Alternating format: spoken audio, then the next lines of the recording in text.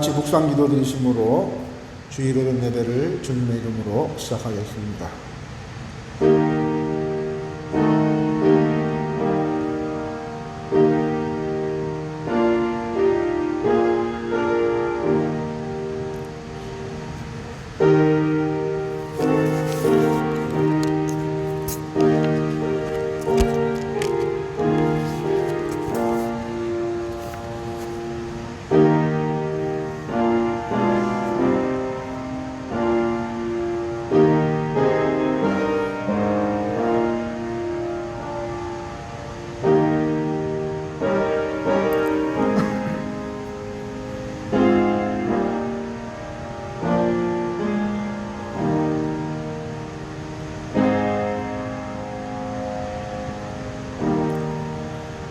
예수께서 나와 일러 가라사대 하늘과 땅의 모든 권세를 내게 주셨으니 그러므로 너희는 가서 모든 족속으로 제자를 삼아 아버지와 아들과 성령의 이름으로 세례를 주고 내가 너희에게 분부한 모든 것을 가르쳐 지키게 하라. 볼지어다 내가 세상 끝날까지 너희와 항상 함께 있으리라 하시니라. 아멘. 은혜로우시고 자비로우신 하나님 아버지 고맙고 감사합니다. 어려운 가운데서도 예배할 수 있도록 은혜 베풀어 주심을 감사합니다. 우리가 하나님을 바라볼 수 있도록 인도해 주신 하나님 아버지, 오늘도 이와 같은 예배를 통해서라도 하나님께서는 영광 받으시고 우리 모두에게 큰 은혜가 넘치는 축복의 시간이 될 수 있도록 인도하여 주시옵소서. 예수 그리스도의 이름으로 기도하옵나이다. 아멘. 다 같이 자리에서 일어나셔서 찬송가 263장, 새 찬송가 511장 부르겠습니다.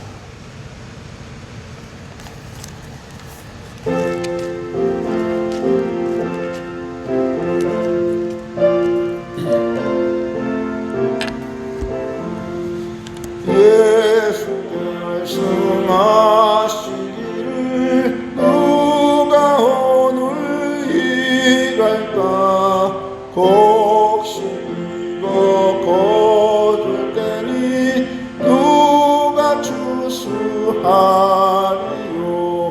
후한상을 주시려고 일할 사람 부르니 주의 직분 맡으려고 대답할 리 누구냐. 멀리 가서 이방 사람 구원하지 못하라. 내 집 근처 다니면서 건질 죄인 많도다. 천사같이 말 못하고 바울같이 못하라. 예수께서 구속함을 힘을 다해 전하세. 죽을 사람 구하라고 예수 너를 부르니 힘이 없어 못한다고 핑계하지 말지라. 주가 주신 직분마다 항상 기뻐 지키고 부르신 때 대답할 말 나를 보내주소서. 아멘.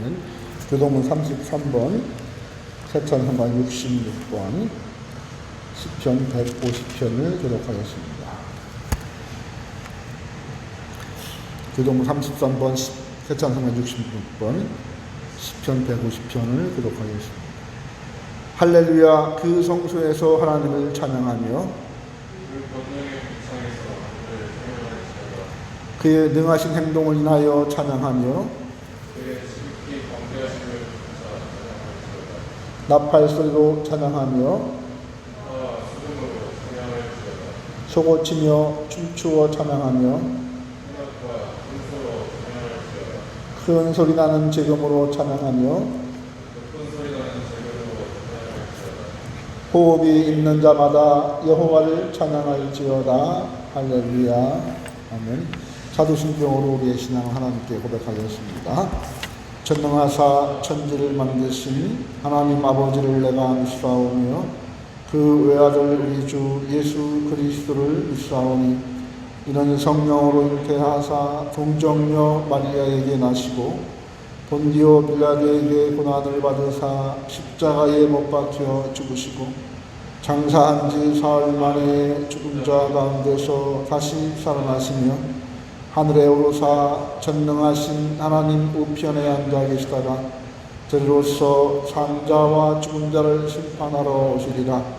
성령을 믿사오며 거룩한 공회와 성도가 서로 교통하는 것과 죄를 사하여 주시는 것과 몸이 다시 사는 것과 영원히 사는 것을 믿사옵나이다.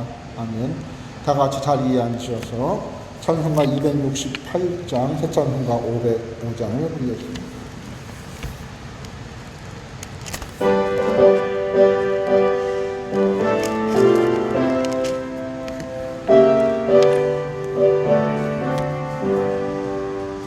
온 세상에 하여 나 복음 전하리.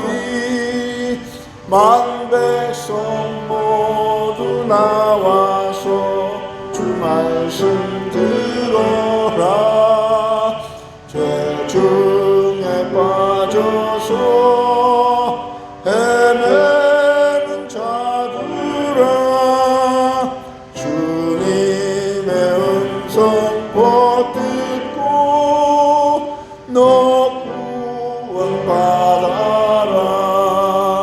전하고 기도해 매일 주님 되리라. 세상 모든 사람들 듣고 그 사랑 알도록 온 세상 위하여 이 복음 전하리. 저 죄인 회개하고서 주 예수 믿어라. 이 세상 구하려 주 돌아가신 것 나 증거하지 않으면 그 사랑 모르리. 전하고 기도해 매일 주님 되리라. 세상 모든 사람들 듣고 그 사랑 알도록 온 세상 위하여 주의 임하니. 주 예수 이름 힘입어 이 복음 전하자. 먼 곳에 나가서 전하지 못해도 나 어느 곳에 있든지 늘 기도 힘쓰니. 전하고 기도해 매일 주님 되리라. 세상 모든 사람들 듣고 그 사랑 알도록. 아멘. 이 시간 다 같이 참여의 기도를 드리겠습니다. 일주일간의 우리의 삶을 돌아보면서 하나님께 우리의 모든 죄를 고백하며 회개하는 시간이 되길 바랍니다. 작은 소리로 하나님께 고백의 기도를 드리겠습니다. 하나님 아버지, 오늘도 우리가 주님께 나와 예배합니다. 이 시간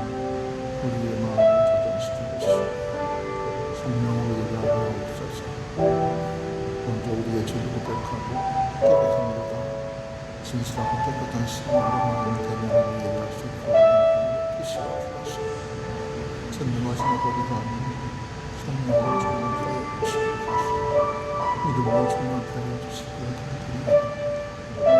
아버지 하나님 우리의 죄가 조용한 상태가 힘을 마치게 하시니 우리의 죄가 진을 마치 조금 마치 양다리 치게 하시겠다고 약속하시니 아버지 말씀 이 시간에 아버지의 마음속에 나서 추악한 생각과 마음을 저들이 아버지 하나님의 정말로 추악하고 아버지 하나님 거친 내 속에 있는 모든 죄악들을 하나님께 오늘 시간을 해주시기 바랍니다.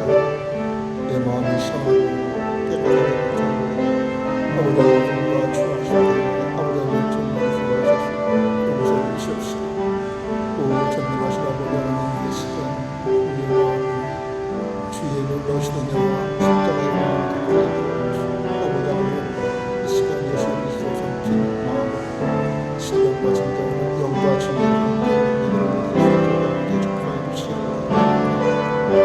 성령님의 역사에 주시옵소서. 이 시간 말씀을 성령님 주의 종을 주시고 말씀과 굉장히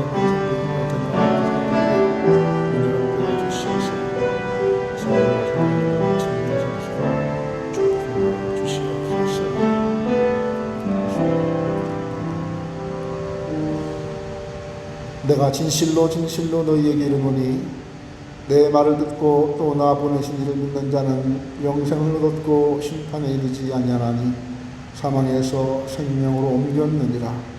그러므로 이제 그리스도 예수 안에 있는 자에게는 결코 정죄함이 없느니라. 아멘. 은혜로우시고 자비로우신 아버지 하나님 고맙고 감사합니다. 시절이 너무나 어렵고 혼탁하여 아버지 하나님 우리가 주의 전에 나와서 하나님을 예배하지는 못하지만 그러나 하나님 오늘 이 시간 사랑하는 주의 백성들이 하늘에 있는 하나님을 바라보며 이 성전에서 또 가정에서 하나님께 예배하오니 아버지 하나님이여 우리가 이 예배를 드릴 때 하나님 영광 받으시고 하나님 우리에게 큰 은혜와 복을 함께하여 주시기를 간절히 원합니다.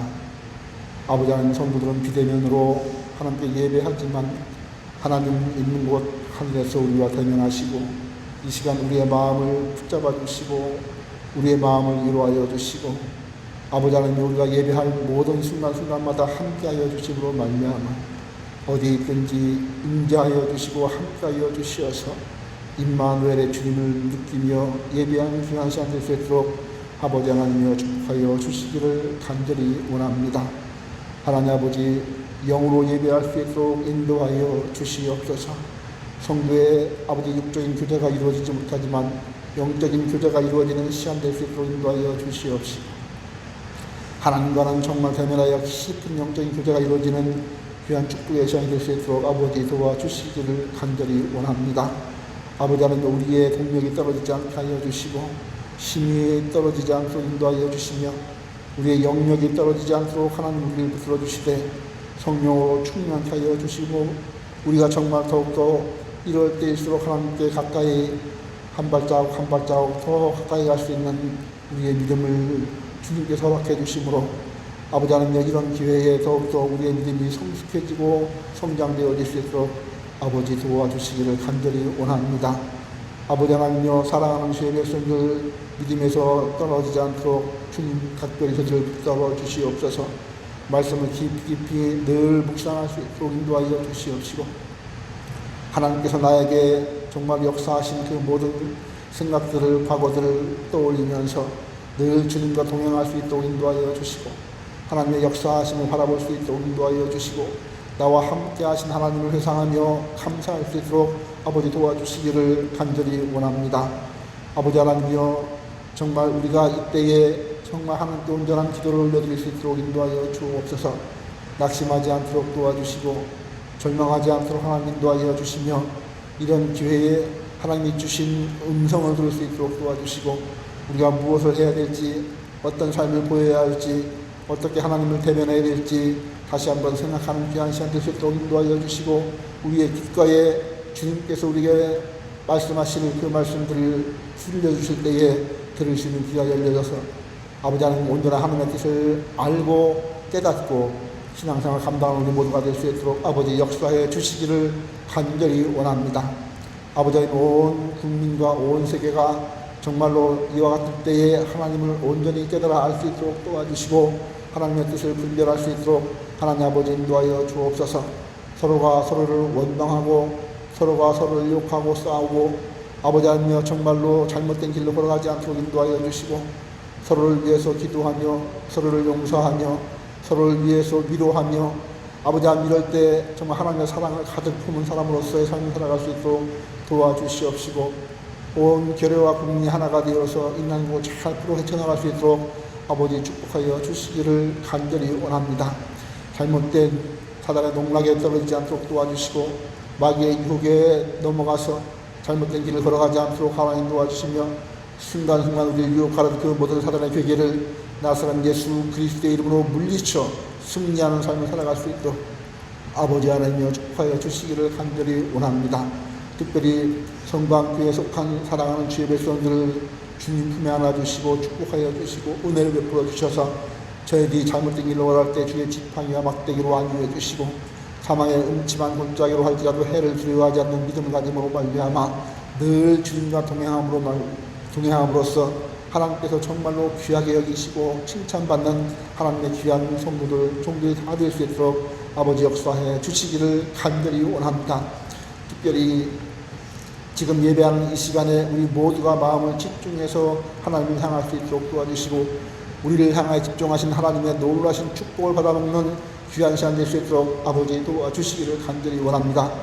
하나님께서 가장 귀하게 여기시는 이 축복의 예배의 시간에 우리가 정말로 하나님과의 한 통로로 하나님과 교류하며 교제하며 주님의 축복을 공유하며 하나님의 은혜를 나누며 아버지 하나님 우리가 하나님께 영광 돌리며 하나님께 정말 찬송하며 경배하는 귀한 시간 될 수 있도록 아버지 도와주심으로 말미암아 세상과 아버지 이 물질이 어떻든 간에 환경이 어떻든 간에 하나님과 우리의 놀라신 그 은혜의 교제가 충만한 교제가 이루어질 수 있는 귀한 시간 될 수 있도록 역사하여 주시옵소서.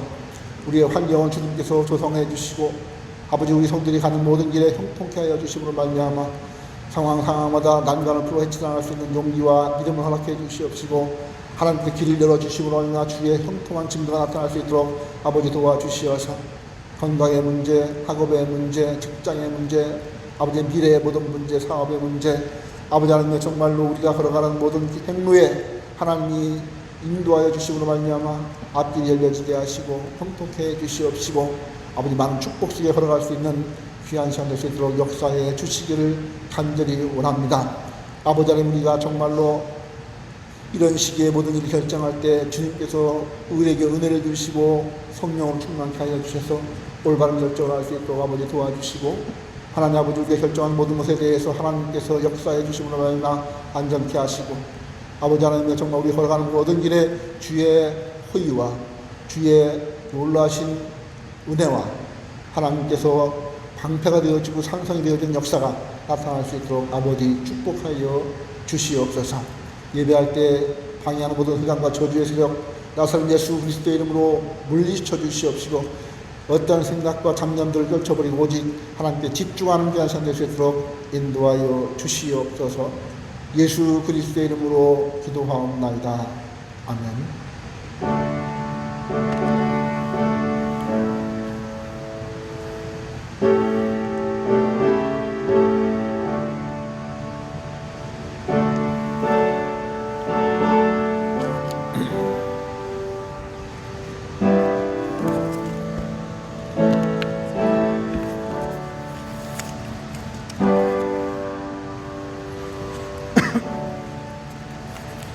하나님 말씀은 사도행전 1장 6절부터 8절까지 보겠습니다. 신약성경 187쪽 사도행전 1장 6절부터 8절까지입니다. 저희가 모였을 때에 예수께 묻자와 가로되 주께서 이스라엘 나라를 회복하시니 이때니이까 하니 가라사대 때와 기한은 아버지께서 자기의 권한에 두셨으니 너희 알 바 아니요 오직 성령이 너희에게 임하시면 너희가 권능을 받고 예루살렘과 온 유대와 사마리아와 땅까지 이르러 내 증인이 되리라 하시니라. 아멘. 이 시간 우리 김준영 청년 나와서 찬양 드릴 때에 드린 헌금은 강단으로 봉헌하도록 하겠습니다.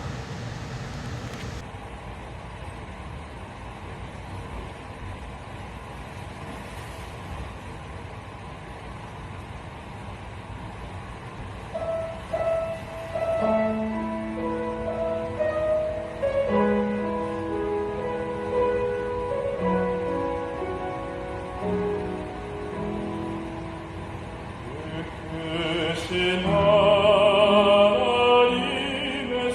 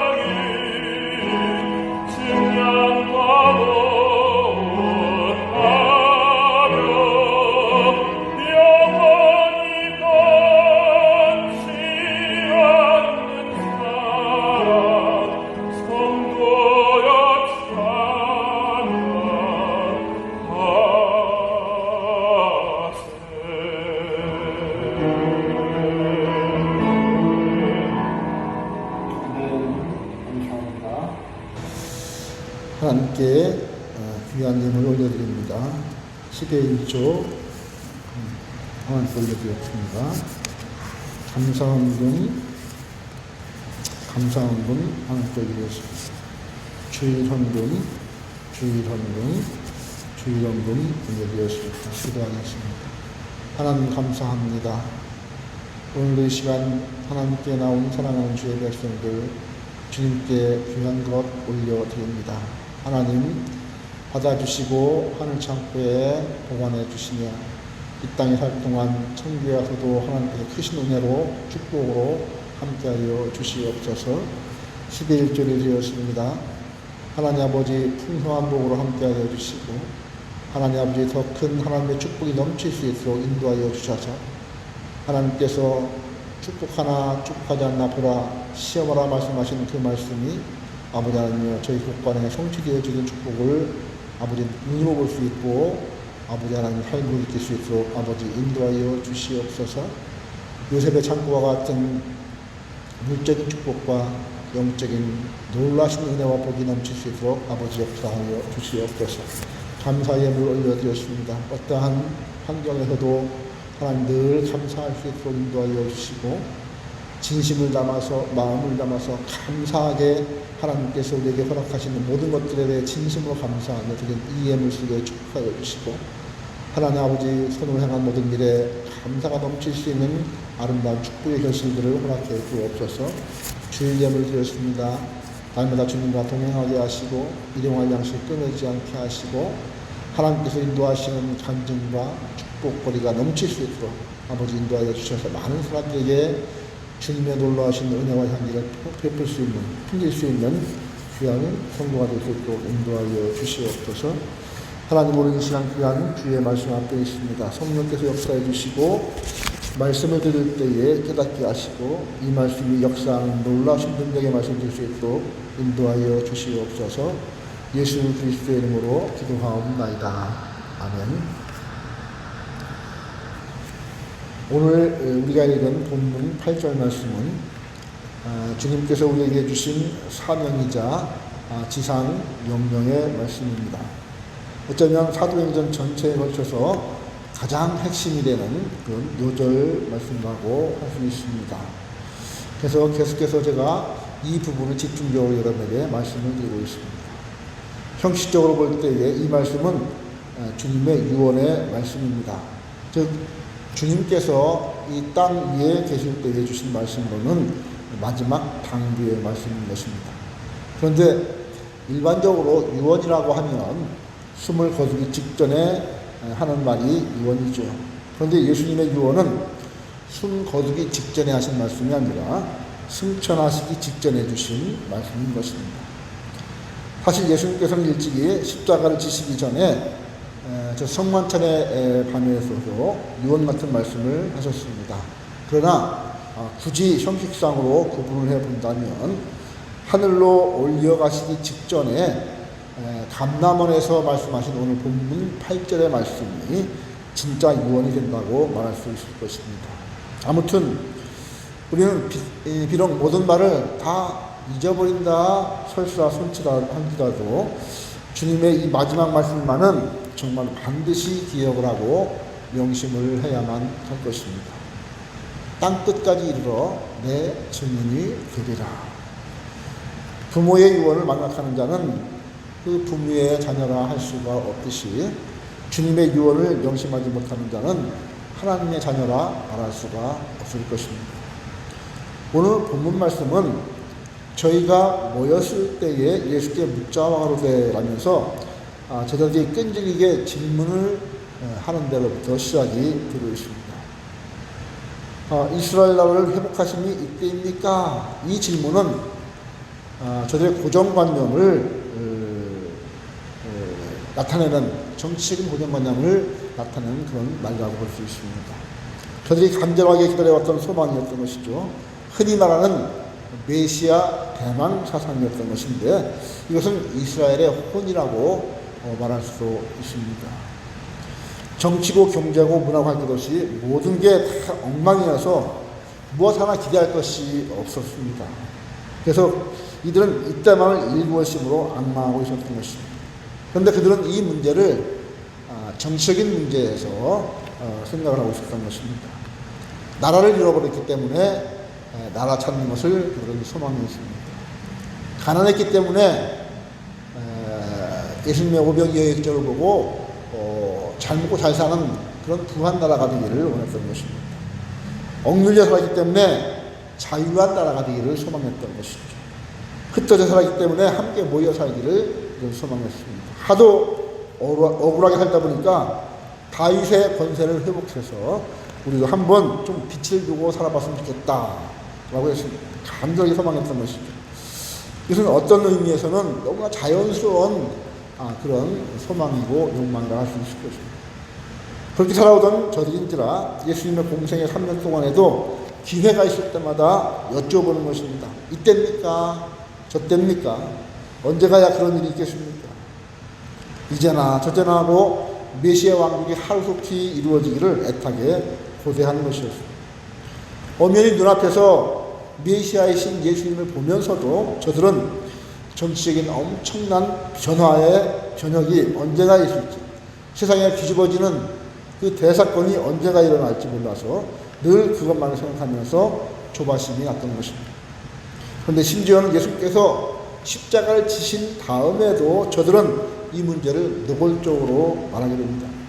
누가복음 24장 21절에 보게 되면 우리는 이 사람이 이스라엘을 구속할 자라고 알았노라. 그런데도 실없게도 예수님께서 나무에 달려서 십자가에 달려서 죽으시고 말았다고 하면서 실망하는 두 제자, 부활하신 예수님과 같이 걸어가면서도 예수님을 알아듣지 못하는 그 엠마오로 가는 그 제자들의 허약한 믿음을 우리는 여기서 볼 수가 있습니다. 그런데 이제 예수님께서 부활을 하셨습니다. 잔뜩 기대를 하고 있다가 십자가를 치심으로써 크게 낙담을 했던 저들의 눈앞에 예수님께서 다시 큰 권능과 함께 다시 나타나신 것입니다. 저는 다시금 이때다 싶었습니다. 이제야말로 예수님께서 죽었다가 살아나신 부활의 때야말로 메시아의 나라가 이루어지려나 보다 싶고 마침내 이제 결정적인 때가 왔다 싶었습니다. 감람원에 모였을 때에 저마치 예루살렘이 내려다 보입니다. 주님께서 저들에게 너희는 절대 예루살렘을 떠나지 말고 내게 들은 바 아버지의 약속하신 것을 기다리라. 요한은 물로 세례를 베풀었으나 너희는 몇 날이 못되어 성령으로 세례를 받으리라. 이렇게 말씀하시는데 제자들이 여쭤봅니다. 주께서 이스라엘 나라를 회복하시니 바로 이때입니까? 조바심이 나서 또 간절하게 여쭤보는 것입니다. 자, 우리는 이 질문에서 이들의 세 가지 관심사를 읽을 수 있습니다. 하나는 타이밍에 관한 것입니다. 이때입니까? 지금입니까? 즉각적입니까? 하는 물음이고, 또 하나는 저들의 선민사상을 볼 수 있습니다. 이스라엘 나라를 자기들만 구원받는다는 선민사상을 볼 수가 있는 것입니다. 메시아의 나라라면 이스라엘을 통해서만 이루어지는 것이 아니겠습니까? 우리 민족, 이 선택받은 민족을 통해서 이루어진 것이 아니겠습니까? 이런 마음이 드러나고 있습니다. 그리고 또 하나는 회복입니다. 회복하심이 이때입니까? 다윗의 왕국, 솔로몬의 그 영광을 회복하는 때가 바로 지금입니까? 하는 그런 질문입니다. 다시 말하면 저들은 정치적인 변혁, 경제사회적인 큰 변화, 즉 눈에 보이는 그런 외적인 변화를 기대하고 있었다라는 것입니다. 천지 개벽과도 같은 변화를 통해서 오는 민족의 영광을, 그 회복을 그들은 기대하고 있는 것입니다. 그러나 예수님의 대답은 정말 뜻밖이었습니다. 그러나 그렇다고 해서 저들의 메시아 대망 사상을 바로 꾸짖거나 비판하신 것은 아니었습니다. 정치적으로 이스라엘 나라가 회복되는 것 같은 일은 없다, 이렇게 잘라 말씀하신 것도 아니었습니다. 쓸데없는 것 기다리지 말라, 메시아 나라가 어디에 있다는 말이냐 라고 말문을 막으신 것도 아니었습니다. 다만 예수님은 때에 대해서만 말씀하시고 현상에 대해서 말씀을 하셨을 뿐입니다. 때와 기한은 아버지께서 자기의 권한에 두셨으니 너희의 알 바가 아니다. 메시아 대방사상 그 자체를 비판하거나 잘못됐다고 말씀하시는 것이 아니었습니다. 왜냐하면 어느 때고 메시아의 나라가 이루어지는 것은 기정사실이기 때문에 하는 것입니다. 메시아의 나라가 이루어지고 하나님 나라가 이루어지고 교회가 건설되어지고 그리고 하나님의 뜻이 이 땅에 이루어지는 그날은 당연히 있기 때문에 그 문제에 대해서는 비록 그들이 다소간의 오해를 가지고 있다 하더라도 그것을 비난하거나 꾸짖거나 그러지도 않으셨습니다. 다만 예수님께서는 때와 기한을 말씀하실 뿐이었습니다. 얼마나 기다려야 하는지, 오늘인지 내일인지 아니면 10년 후인지 이 문제에 관해서만은 너희가 알 바가 아니다 라고 이렇게 말씀하십니다. 여기에는 정말 귀중한 의미가 내포되어 있습니다. 깊은 의미가 포함되어 있습니다. 너희 알 바가 아니다. 조금 설명하면 이렇게 됩니다. 너희의 수준은 아직도 그것을 알 때가 못 된다. 그런 것은 너희가 생각해야 될 문제가 아니다. 이런 뜻이거든요. 한참 전에 보면 우리나라 대흥들은 정말로 그 시한부 종말론 이런 결정적인 종말론자들이 많이 나타났습니다. 그래서 실수하는 사람들이 많이 나타났죠. 2000년 역사를 통해서도 얼마나 많은 사람들이 이와 같은 실수를 했습니까? 어느 날에 오신다, 어느 날에 예수님 오신다 하다가 심지어는 흰옷을 입고 산 위에 올라가서 있다가 똥치고 내려온 사람도 많이 있고 또 어느 날이다 했다가 틀리니까 1년 후다라고 했다가 그것도 아니니까 지금 저 공중에 재림하고 계셨다. 나중에 다시 이 땅에 오실 것이다. 라고는 한 이단도 생겼다가 참 많이 지나간 사람이 많습니다. 자, 여러분, 때와 기한은 우리가 아는 게 좋겠습니까? 아니면 모르는 게 좋겠습니까? 더 쉽게 한번 생각을 해보시기 바랍니다. 내가 죽는 때를 내가 아는 게 좋겠습니까? 모르는 게 좋겠습니까? 여러분, 모르는 것이 좋습니다. 내 죽는 때를 알면은 그때부터 삶이 지옥입니다. 내가 죽는 걸 모르기 때문에 이 땅 우리가 잘 살아갈 수가 있는 것입니다. 하나님께서 오죽 잘 알아서 하시겠습니까? 너희 알 바가 아니다 라고 하셨으면 예 하고 말 것입니다. 주님께서 분명히 말씀하셨는데 왜 오늘이다 내일이다 하고 쫄싹거린단 말입니다. 어느 누가 말해도 믿지 마시기 바랍니다. 주님의 때와 기한, 주님의 재림의 때와 기한, 우리의 생명의 때와 우리의 기한, 이 모든 것은 하나님의 권한에 두시기 때문에 우리의 알 바가 아니다라고 말씀하고 있는 것입니다. 이 한마디 말씀만 우리가 믿어야 할 것입니다. 언젠가 실제로 제가 본 일입니다. 10살 되기 아이가 어머니하고 이야기를 나눕니다. 엄마, 내가 어디서 왔어? 어디서 나왔어? 엄마가 낳았지. 그러니까 어디로 나왔냐니까 하고 이 아이가 자꾸만 묻습니다. 여러분, 이 아이에게 어머니가 설명을 잘 해줄 수 있겠습니까? 그래도 눈치 없이 자꾸만 이 아이가 물어보니까 어머니가 머리를 탁 쥐어박으면서 엄마, 너도 나중에 크면 다 알아. 이렇게 이야기를 하는 것입니다. 물론 자식 교육을 잘못하는 것은 분명히 맞지만 생각해보니까 제가 그런 경우를 당했다 하더라도 잘 설명할 재주가 별로 없을 것 같습니다. 여러분, 이런 것이 똑 부러지게 대답할 수 있는 것이 맞습니까? 사람들이 보면 주책도 없이 알겠다고 하는 것이 참 많습니다. 필요 없이 알겠다는 것이 너무나 많습니다. 궁금한 것이 너무나 많고 알지 않아도 될 일을 알고 싶은 것들이 너무나 많이 있습니다. 자기가 알 바도 아닌 것을 다 알아야 되겠다라고 사람들은 이야기합니다. 정치인 것도 요사이 우리나라 상황도 보게 되면 정부에 하는 일이라든가 국가에 하는 이 모든 일들을 내가 다 알아야 되겠다는 것입니다. 국민의 알 권리 말하면서 알 필요도 없는 것들을 알아야 된다는 것입니다. 그냥 정부를 믿고 국가를 믿고 나가도 될 일들을 그렇게 하는 경우가 많이 있습니다. 여러분, 몰라도 되는 것은 모르는 것이 좋습니다. 너무 많이 알면 다칠 수가 있다는 것입니다. 너희 알 바가 아니요 라고 하셨으니 알았습니다. 누가 뭐라고 해도 관심을 가지지 않겠습니다 라고 믿으면 될 것입니다. 그리고 이렇게 믿는 사람이 사실 흔들리지를 않습니다. 여기에 그리스도가 있다 하면 그리로 가보고 이 사람이 이 소리하고 저 사람이 저 소리하면 이리기우 저리기우 사는 것이 아니라는 것입니다. 예수님께서 분명하게 말씀하셨습니다. 너희의 알 바가 아니다.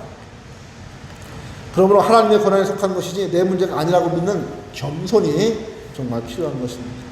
믿음과 인내로 우리는 수고를 해내가야 될 것입니다. 하나님의 지혜에 맡겨야 합니다. 모르는 게 좋으니까 모르시게 한가 보다 라고 이렇게 받아들여야 할 것입니다. 여러분, 시한부 종말론이라든가 이런 것은 정말 호기심조차 갖지 마시기 바랍니다.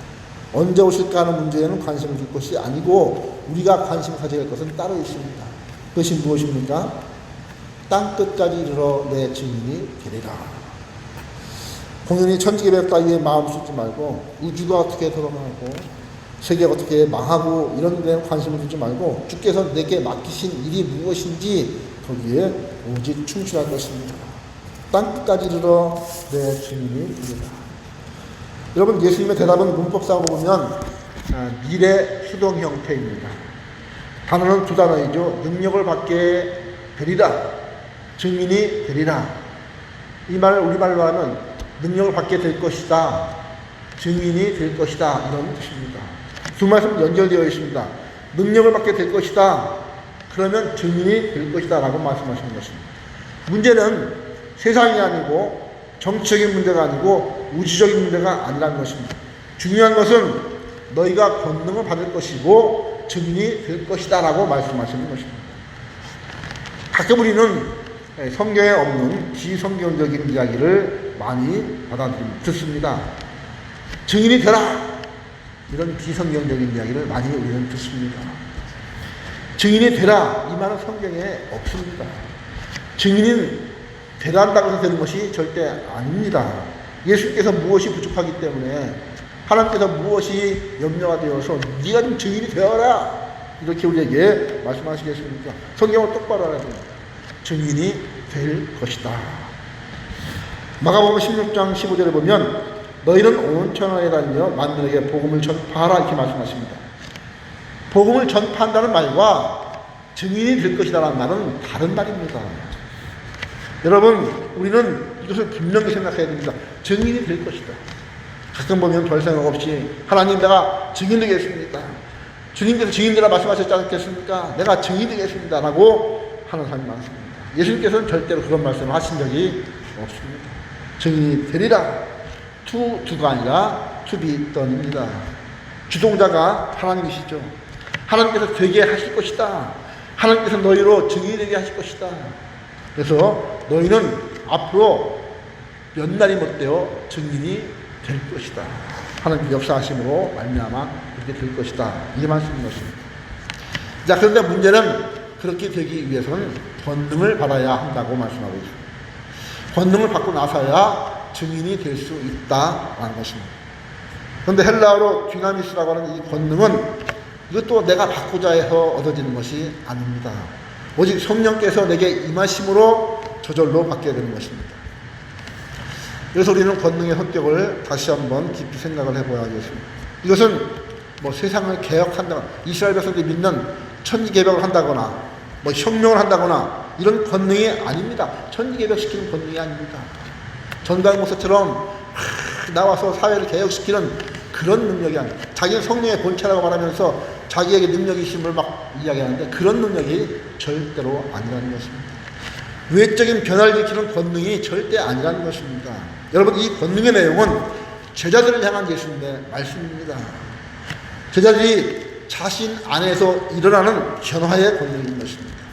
하나님의 사람이 되게 하는 권능, 참된 제자가 되게 하는 권능, 사도 되게 하는 권능, 나가 모든 고난과 핍박 속에서도 이길 수 있는 능력, 증인 되게 하는 권능인 것입니다.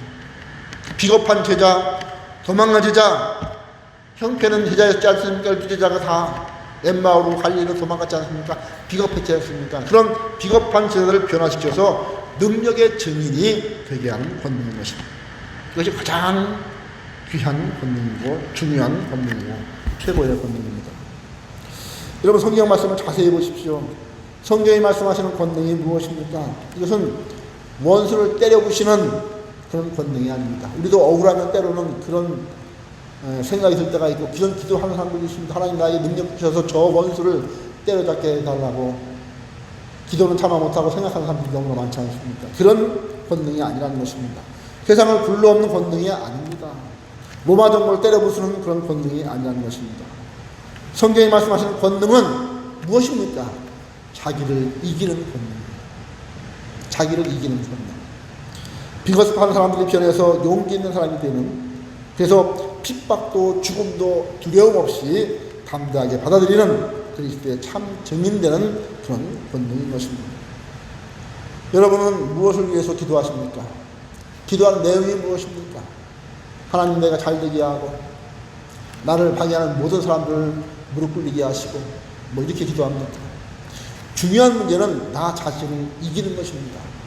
제가 여러분에게 미처 말씀드린 것, 우리가 싸울 싸움의 대상은 세 종류라고 했습니다. 먼저 우리는 세상과 싸워야 됩니다. 세상의 유혹이 얼마나 많습니까? 그 세상과 싸워서 이겨야 돼요. 두 번째는 이 세상을 조종하는 그 사단과 싸워서 이겨야 됩니다. 사단의 모든 유혹을 물리치고 우리의 능력으로 사단을 대적하는 싸움을 이겨야 됩니다. 예수님께서 이 두 가지 싸움을 얼마나 잘하셨는지 몰라요. 마지막 한 가지가 무엇이냐면 자신과의 싸움이라는 것입니다. 자신을 이기는 이 싸움. 예수님도 이 자신과의 싸움에서는 땀이 핏방울되는 기도를 통해서, 그리고 두려움에 떨면서 십자가로 달려 들어가시고 자신과의 싸움에서 이기셨습니다. 나 자신에 대한 문제가 가장 큰 문제인 것입니다. 여러분, 이 능력을 여러분들이 아셔야 됩니다. 좀 더 깊이 한번 생각해 보시기 바랍니다. 이 권능은 자기를 이길 뿐더러 하나님의 사람으로 굳게 서는 그런 능력입니다. 하나님의 사람으로 굳게 서는 것이 무엇일까? 이 권능은 이 세상을 넉넉히 이길 뿐만 아니라 원수도 용서하는 그런 하나님의 마음을 품을 수 있는 능력인 것입니다. 악한 세대에도 절망하지 않고 그들을 사랑할 수 있는 그런 능력인 것이죠. 악한 세대이지만 그래도 여기에 소망을 걸고 조금도 낙심하지 않고 저들을 향해서 복음을 전파합니다. 이것은 뜨거운 사랑에서 이루어질 수밖에 없는 것입니다. 여러분, 사랑해야 복음을 전할 것이 아니겠습니까? 미워하는 마음으로는 절대 복음을 전할 수 없습니다. 내가 미워하는 사람에게 어떻게 그 복음을 전할 수 있겠습니까? 하나님께서는 이 세상을 사랑하셔서 독생자를 우리에게 주셨습니다. 이 사랑으로, 하나님의 그 사랑으로, 하나님의 그 마음으로 원수를 사랑합니다. 핍박하는 자를 위해서 기도합니다. 나에게 누명 씌운 자를 위해서 기도하고 나에게 손가락질하는 자를 위해서 기도합니다. 여러분, 그렇습니다. 뜨거운 사랑이 마음속에서 끓어오르는 것, 이것이 바로 권능입니다. 이것이 바로 성경이 말씀하시는 권능인 것이죠. 그런데 우리가 이 권능을 받아서 권능의 사람이 되기 위해서는 좀 더 근본적인, 좀 더 원천적인 것이 필요한데, 그것이 무엇입니까? 그것은 바로 성령 하나님이십니다. 먼저 우리가 성령께서 우리 마음에 임하셔야만 우리가 권능의 사람이 된다라고 말씀하고 있는 것입니다. 오늘 본문을 보게 되면 오직 성령이 너희에게 임하시면 너희가 권능을 받고 이렇게 되어 있습니다. 성령을 받으면 권능을 받고 권능을 받으면 증인이 된다. 이것이 순서입니다. 제가 이것을 전에 3단 논법이라고 말씀드렸죠. 문제는 무엇입니까? 성령 하나님이십니다. 여러분, 성령이라는 것이 무엇입니까? 성령 하나님이 도대체 어떤 존재입니까? 우리는 성령을 어떻게 알고 있습니까? 여러분, 성령은 우리 단순한 깨달음을 주시는 분이 아닙니다. 우리는 성령으로 지식만 얻는 것이 아닙니다. 감동만 받는 것이 아닙니다. 성령으로 기쁨만 얻는 것이 아닙니다. 성경이 말씀하시는 성령은 곧 권능입니다. 파워입니다. 디나미스는 능력입니다. 이것이 바로 성령입니다. 하나님께서 하시는 그 일이십니다. 여러분, 우리가 믿는 그리스도는 바로 여기에 있습니다. 우리가 믿는 복음이 바로 여기에 있는 것입니다. 그러므로 우리가 좀 무엇을 좀 배웠고 좀 깨닫고 좀 지식을 얻었다고 한다고 할지라도 기뻐하고 감격하고 할렐루야 할 것이 아니라는 것입니다. 오늘 말씀을 들었으면, 오늘 깨달았으면 당장 문간에 나가서 원수를 사랑할 수 있어야 하고, 나를 핍박하는 자들을 위해서 기도할 수 있어야, 그것이 바로 성령 하나님을 마음속에 모신 권능 받은 사람들의 삶이라는 것입니다. 더는 원수도 없고 미워하는 사람도 없고 질투도 없고 실망도 없어야 되는 것입니다. 미래에 대한 불안도 없어야 되는 것이고, 하나님께 소망을 두고 살아갈 수 있는 마음의 평안이 그 마음속에 있어야 되는 것입니다. 하나님의 사랑으로 가득 차 있어야만 되는 것이, 이것이 바로 권능인 것입니다. 그런데 하나님의 말씀을 받고 성령을 받았다고 하면서도 여전히 풀지 못한 문제가 참 많다. 쉽게 오해하고 화를 내고 다른 사람들의 행동과 말에 섭섭해하고 원망 불평하는 사람이 참 많이 있습니다. 이것은 권능이 아닙니다. 권능 가까이조차 가지 못하는 사람입니다. 우리는 성령께서 임하심으로 권능을 받습니다. 권능으로서의 성령, 능력으로서의 성령, 이것을 우리가 깊이 깨달아야 겠습니다. 오늘 본문을 이어서 말씀합니다. 너희가 권능을 받고 땅끝까지 이르러 내 증인이 되리라. 여러분, 성령을 못 받으면 증인이 될 수가 없습니다. 권능을 못 받으면 증인이 될 수가 없는 것입니다. 증인은 되란다고 해서 되는 것이 절대로 아닙니다. 성령님을 받지 못한 사람이 어떻게 증인이 될 수가 있겠습니까? 그럴 수는 없는 것입니다. 오늘 본문을 보게 되면 성령을 받아야만 권능을 받고 권능을 받아야만 증인이 될 수 있다라고 말씀합니다. 증인은 헬라어로 마르티리아라는 단어인데 영어로는 마터라고 합니다. 마터는 순교자라는 뜻이죠. 프랑스 파리에 가면 저는 안 가봤지만 몽마르트 언덕이라는 곳이 있습니다. 잘 알려진 언덕이죠. 몽이란 말은 프랑스 말로 산이라는 뜻이고 마르트는 마터, 즉 순교자라는 뜻입니다. 옛날 그 자리에서 사람들이 순교를 많이 당했다고 해서 붙여진 것입니다. 클레멘트라는 교부는 순교자를 두고 이렇게 말합니다. 피 흘리기까지 증거하는 사람이 순교자다. 순교자만이 증인이다. 이렇게 얘기합니다. 여기서 우리는 증인에 대해서 한번 다시 생각을 해봐야 할 것입니다. 증인은 무엇입니까? 증인은 자신의 말을 하는 사람들이 아닙니다. 요새 SNS에 보게 되면 정말 자기의 말을 하는 사람이 참 많습니다. 잘 기억은 나지 않지만 지방에 어느 한 목사님이 하나님께서 대면 예배를 드리지 말라는 것은 하나님을 대면하는 말이요, 핍박받는 자, 소외받는 자를 위해서 우리가 시간을 쓰라는 말이요, 여러 가지 많은 말을 했죠. 정말 이런 말을 우리가 좀 마음에 좀 새겨야 되는데, 저는 많은 목사님들이 자기 말을 지금 하고 있는데 그 목사님은 증인의 삶을 살고 있다라고 저는 그렇게 생각을 합니다. 증인은 자신의 말을 하는 사람이 절대 아닙니다. 하나님께서 나에게 무슨 말씀을 하라고 지금 시키는가, 그리고 하나님께서 나에게 주신 말씀이 무엇인가, 그 말씀을 하는 것이 증인이라는 것입니다. 일반적으로 지식을 공급하는 사람을 가르쳐 증인이라고 하지는 않습니다. 가르치는 자, 너 어떻고 저 어떻고 정부 어떻고 이 교회 어떻고 훈계하는 자, 이런 사람들 증인이라고 하지 않는다는 것입니다. 여러분, 재판장에서 증인을 내세우고 재판할 때도 한번 보시기 바랍니다. 증인으로 나온 사람이 내 생각에는요, 내가 느끼기에는요, 이렇게 말을 합니까? 그렇게 말하다가는 판사로부터 제지를 당합니다. 증인은 간단합니다. 내가 들었습니다. 내가 보았습니다. 라고 말하면 끝나는 것입니다. 경험한 말을 그대로 말하면 되는 것입니다. 다시 말해서 증인이란 어떤 진리를 설명하는 사람이 아니라 진리의 사실성을 말하는 그런 사람이 증인인 것입니다. 사실이냐 아니냐, 보았느냐 못 봤느냐, 경험했느냐 안 했느냐, 그 사실만을 말하는 것이 증인입니다. 때문에 증인은 반드시 경험이 있어야 되는 것입니다. 경험 없는 사람은 증인이 될 수가 없습니다. 일생 동안 책을 읽었다고 해서 증인이 될 수가 없는 것입니다. 경험이 있어야 되고 증거가 있어야 되는 것입니다. 여러분, 사도 바울이 정말 율법에 대해서는 엄청난 박식한 사람이죠. 가발리알 문화에 살아가는 사람이었습니다. 책을 많이 봤습니다. 성경을 다 외웠습니다. 그렇다고 해서 그건 증인이 아니었습니다. 그러나 그가 다메섹 도상에서 예수 그리스도를 경험하고 성령을 충만히 받는다면 그가 경험했습니다. 그 다음부터 그는 증인의 삶을 살게 되었다는 것이죠. 지식이 아니라, 깨달은 바가 아니라, 책을 많이 읽었다는 것이 아니라 내가 경험을 했느냐 못했느냐, 그것이 증인이냐 아니냐를 판단하면 듣게 되는 것입니다. 또한 증인은 내가 증거하는 그분을 사랑하는 마음이 있어야 하는 것입니다. 아무리 내가 보았다 할지라도 끌려가서 증인이 되는 것은 그렇게 쉽지 않고 귀찮습니다. 그래서 흔히들 나 못 봤습니다 이렇게 말합니다. 경찰에 신고를 해야 되는데 경찰서 왔다 갔다 하는 게 귀찮으니까 신고를 하지 않습니다.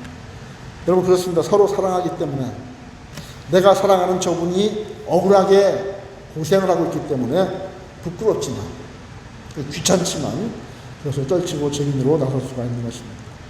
따라서 증인은 사실을 사실이라고 말함으로써 오는 불이익, 그리고 손해를, 그리고 핍박, 그리고 그로 인한 그런 모든 어려움을 받을 각오가 되어 있어야 하는 것입니다. 이 굳건한 결단이 있을 때에만 증인이 될 수가 있는 것입니다. 요즘도 보면 가끔 도둑맞은 집이 많고 강도당한 집이 많은데 신고를 잘 안 하는 그런 집들이 많이 있는 것 같습니다. 신고를 왜 안 하느냐고 이렇게 물으면 물론 여러 가지 많은 이유가 있겠지만 그 중에 하나가 무엇이냐면 신고를 한 다음에 그 사람이 이제 감옥에서 나오게 되면 보복을 할까봐 두려워서 안 한다고 하는 사람들도 참 많이 계십니다. 그래서 좀 손해보고 만다라고 생각합니다. 그러나 여러분, 아무리 손해가 나고 보복이 있다 할지라도 다시는 이런 일이 반복되지 않도록 하기 위해서는 사실을 사실대로 밝혀야 되는 그런 용기가 정말 있어야 되는데 사람은 되게 그렇지 못합니다. 여기에 문제가 있는 것입니다. 그러면 사건의 진실을 진실대로 말함으로써는 모든 불이익과 모든 손해를 내가 증거하는 그분과 함께할 수 있는 마음이 있을 때, 그분을 사랑하는 마음이 있을 때 증인이 될 수가 있는 것입니다. 더 나아가서 증인에게는 그래서 용기가 필요합니다. 담력이 필요한 것입니다. 목이 떨어져도 할 말을 해야 하는 것이죠. 옳은 것은 옳고 그런 것은 그런 것입니다. 예수님의 부활하심, 이것은 내가 본 것이요 진리입니다. 이것을 증거를 해야 되는 것이죠. 바로 이러한 용기와 담력이 있어야 증인이 되는 것입니다. 자, 그렇다면 이제는 그 증거하는 방법을 좀 알아보겠습니다. 간단하게 말씀드리면 첫째는 말로 증거하는 것입니다. 이것은 이렇고 저것은 저렇다라고 말로 증거하는 것입니다. 두 번째는 몸으로 증거합니다. 행동으로 증거를 하는 것이죠. 이것이 가장 중요한 것입니다. 예수님의 제자가 되어서 예수님의 사랑을 받았기 때문에 몸으로 증거할 수가 있는 것입니다. 예수님의 향기를 풍김으로써 빛과 소금의 역할을 감당함으로써 선한 행실을 함으로써 그리고 정직과 신뢰로 삶으로 증거를 해야 되는 것입니다. 세 번째는 아까도 말씀드렸지만 순교함으로 죽음으로 증거합니다. 여러분, 우리가 증거해야 될 여러 가지 많은 사항인데 그 중에 가장 큰 증거가 무엇입니까? 바로 예수님의 십자가와 그리고 부활입니다. 우리는 부활의 증인입니다. 부활의 증인은 예수님의 부활을 증거하면서 오는 모든 고난과 심지어는 죽음까지도 절대 두려워해서는 안 될 것입니다. 우리가 잘 아는 대로 예수님의 제자들은 거의 다 순교를 했습니다. 부활은 역사적인 사실입니다. 그 사실을 증거하기 위해서 저들은 서슴지 않고 기쁜 마음으로 죽을 수 있었습니다. 예수 믿는다고 하는 사람들이, 천국을 믿는다고 하는 사람이, 부활을 믿는다고 하는 사람들이 죽을 때가 되어서는 벌벌벌 떱니다. 안 죽겠다고, 좀 제발 살려달라고 바득바득 소리를 질러야 됩니다. 이런 사람이 어찌 예수 믿는 사람이라고 말할 수 있겠습니까? 가끔 임종을 앞둔 사람들을 병원으로 찾아가 만나보는 일이 참 많이 있었습니다. 그런데 정말 예수님을 잘 믿는 그런 사람들은 이미 준비를 다 해놓고 아주 기쁜 마음으로 죽음을 맞이합니다. 하나님과 때가 되었겠죠. 이 땅에서 내가 한 모든 일을 하나님께서 받아들였겠죠. 이제 나는 때가 되어서 하나님께 갑니다. 하나님께 나를 이제 부르실 때가 되었는가. 이 어려운 세상에 나를 버려두지 아니하시고 즐겁고 행복한 천국으로 저를 부르려고 하시는 겁니다. 우리 내일 다시 만납시다. 우리 죽어서 천당에 다시 만납시다. 이렇게 말합니다. 이쯤 되어야 예수 믿는 사람이죠. 천당이 어디 있습니까? 이래야 되겠습니까? 예수를 믿고 내세를 믿고 부활을 믿는 사람들은 어떤 순간에서도, 죽음의 그 순간에서도 평안을 맞이할 수 있습니다. 이들은 그래서 순교마저도 기쁘게 받아들일 수가 있는 것입니다. 여러분, 순교는 그 자체가 증거입니다. 결국 순교자는 증인이 될 수 있다는 그런 이야기입니다. 돌에 맞아 죽어가면서도 천사의 얼굴을 하고 죽었던 스데반 집사처럼, 그리고 칼로 목베임을 당한 야고보도, 십자가에 거꾸로 매달려 순교한 베드로도, 그리고 도끼로 목베임을 당한 바울도 그 죽음이 순교였기 때문에 증인이 될 수가 있었던 것입니다. 이렇게 비참한 죽음이었으나 이들은 이것조차도 깊게 여겼다라고 말씀하고 있습니다. 왜냐하면 부활이 확실하기 때문에, 예수님과 함께 내가 다시 부활할 것을 확실하게 믿기 때문에 기쁨으로 죽을 수 있었던 것입니다. 이런 자가 바로 증인인 것입니다. 베드로 사도는 늘 이야기합니다. 우리가 이 일의 증인이로다. 정말 거듭거듭 말씀하고 있습니다. 우리가 보았고 우리가 경험했다 증거합니다. 베드로는 입버릇처럼 말한다. 사도요한은 입버릇처럼 말한다. 내가 눈으로 보았고 손으로 만졌 분명히 예수님과 함께 했다라고 이야기합니다. 다 경험한 것이 우리가 다 증인이라고 이야기합니다. 여러분, 성령은 곧 증거의 영입니다. 다시 한번 오늘 본문 말씀을 잘 보시기 바랍니다. 땅끝까지 이르러 내 증인이 되리라. 공간적으로는 온 세계에 이 복음이 전파될 것이요, 시간적으로는 주님 재림하신 그날까지 이 복음이 전파될 것이다 라고 말씀하고 있습니다. 여러분, 성령이 임하심으로 우리가 권능을 받을 것이고 권능을 받음으로 증인이 될 수 있는 것입니다. 이것이 주님의 마지막 강구의 말씀이요, 마지막 약속의 말씀입니다. 이 말씀을 깊이 명심하시고 하나님 저에게 성령 하나님을 허락해 주셔서 권능을 받을 수 있게 해주시고 증인이 되는 삶을 살아갈 수 있도록 인도하여 주시옵소서. 기도하신 대로 되시기 바랍니다. 기도하겠습니다. 하나님 아버지, 우리가 하는 것이 아니요 하나님이 하시는 것입니다. 내가 하는 것이 아니요 하나님께서 나를 도구로 사용하셔 하시는 것입니다. 하나님 아버지, 기도하게 하시고 성령의 충만을 받게 하시고 권능을 받고 증인이 될 것이라고 말씀하시는 그 말씀대로 우리가 증인되는 삶을 살아갈 수 있도록 역사해 주시고 하나님 아버지, 나를 주님의 증인의 도구로 사용하여 주시옵소서. 기도하는 삶을 살아갈 수 있도록 인도하여 주시옵소서. 예수 그리스도의 이름으로 기도하옵나이다. 아멘. 특별한 광고 말씀 없습니다. 여러분, 이 어려운 시기에 건강 유의하시면서 잘 지내시고 주님의 은혜 가운데서 믿음 떨어지지 않고 영적으로 성숙하는 좀 기회가 되시기 바랍니다. 다 같이 서로 교제하는 시간 갖겠습니다. 주님 이름으로 사랑합니다. 주님 이름으로 축복합니다. 대면 예배 드리는, 비대면 예배 드리는 성도들께서도 서로 지금 성도들 있는 집을 향해서 손을 흔드시고 그리고 전화하면서 서로 교제를 나누시기 바랍니다. 다 같이 자리에서 일어나셔서 찬송가 6장, 새 찬송가 2장 부르시고 기도하고 예배를 마치도록 하겠습니다.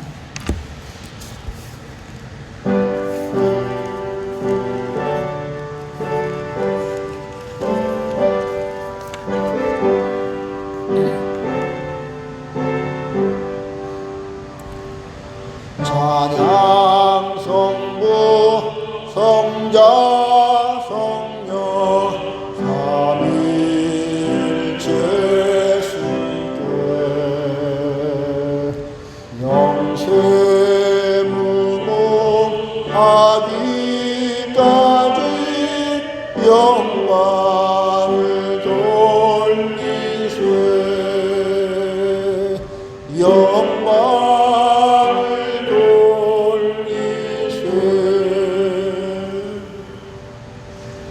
이제는 우리 주 예수 그리스도의 은혜와 아버지 하나님의 놀라우신 사랑과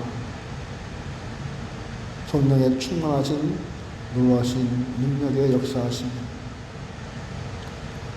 성령을 받고 주님의 권능을 받아 증인이 되기를 원하는 사랑하는 주의 백성들의 머리 위에와 그리고 저들의 가정과 직장, 그리고 생업 위에 이제부터 영원토록 항상 함께 있을지어다.